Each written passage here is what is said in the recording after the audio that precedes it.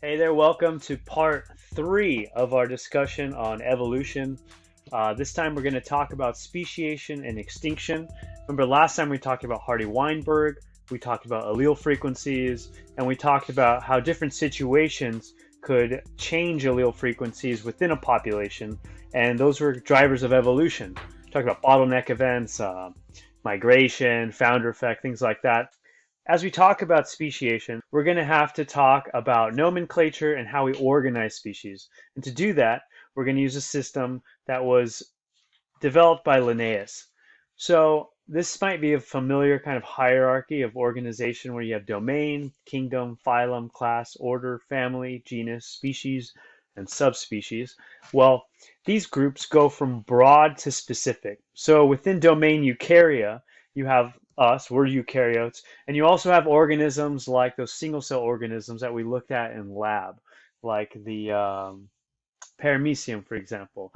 That's a eukaryote. Well, that's a very broad group. And if you say a eukaryote, that could be any number of organisms. Well, if you go more specific, let's say you talk down to order and you talk about an order. Well, within order here, we have primates. So if you say primates, you know you're specifically talking about a mammal, it's a chordate, it's an animal, it's a eukaryote, and you know you're talking about a primate, either a monkey or a great ape.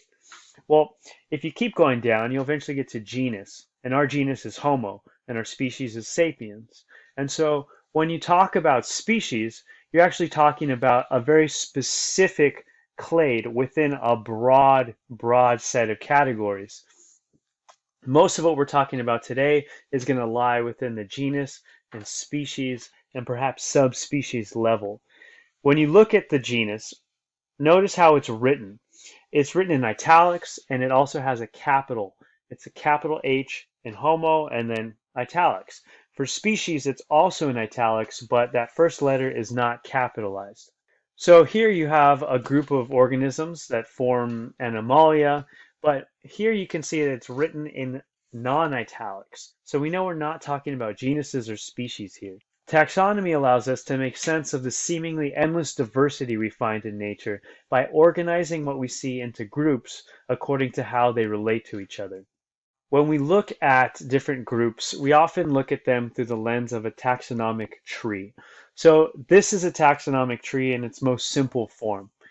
Anytime you look at a taxonomic tree, it has to have a minimum of three groups to make a comparison. You have a sister group, the two most related, and then you have a third outgroup. And that makes sense because if you just have two organisms, of course they're different.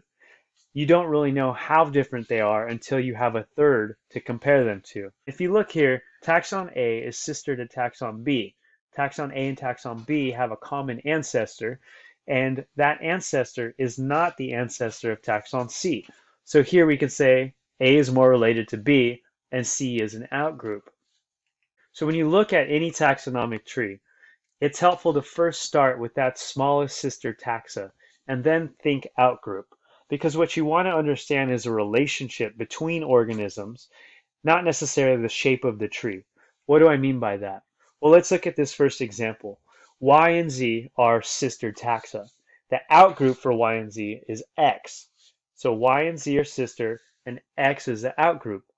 Now, if we look at X, Y, and Z as a group, the outgroup then is W. So Y and Z's outgroup is X, XYZ's outgroup is W. Let's look at a different tree. Let's start with the smallest sister taxa, the smallest branch, Z and Y. See how they're at the very end there? So Z and Y are sister taxa, and their outgroup is X. ZYX's outgroup is W. Well, that's what we saw in that last example too. The only thing that happened is that that branch was flipped around on the stem there, but the relationships didn't change. So no matter how it's written, the relationships stay consistent. And that's why it's important to look at these as relationships rather than an actual tree structure. Now here's a third example. Z and Y are sister taxa, and then the outgroup to Z and Y is X. And then the outgroup to ZYX is W. Well, that's the same as the previous two examples. And we can even find a fourth example that looks just like that. We have Z and Y here, our sister taxa. The outgroup is X, and then the outgroup to XZY is W.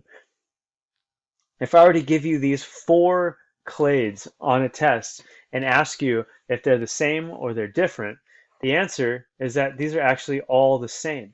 The trees are just flipped around on their stems. So anytime you see a group represented on a cladogram, just realize that what you're looking at is actually the relationship between the organisms. The actual shape of the tree is kind of arbitrary. You can flip any of those around as long as the relationships between the clades are the same. And if you looked at this example that I made, this is a group of thamnophilid birds from South America.